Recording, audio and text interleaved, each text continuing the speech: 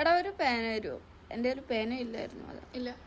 അല്ല, നിൻ്റെ 2 പേന ഉണ്ടല്ലോ, അതുകൊണ്ട് ഞാൻ ചോദിച്ചു. അതെ, എൻ്റെ 2 പേന ഉണ്ട്, എന്നാലും ഞാൻ തരില്ല.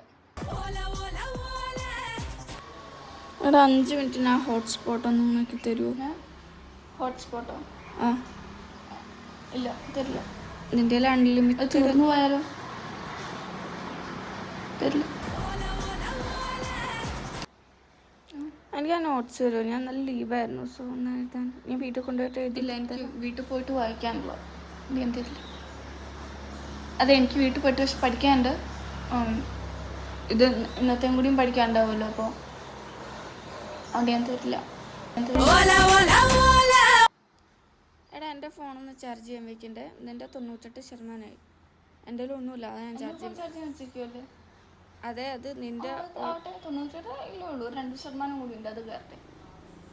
എടി ബാക്കി 2% എൻ്റെ അതെൻ്റെ ചാർജറല്ലേ, ബാക്കി 2 കൂടിയും കയറിയിട്ട് ചാർജ് ചെയ്യാൻ വെച്ചാണ്.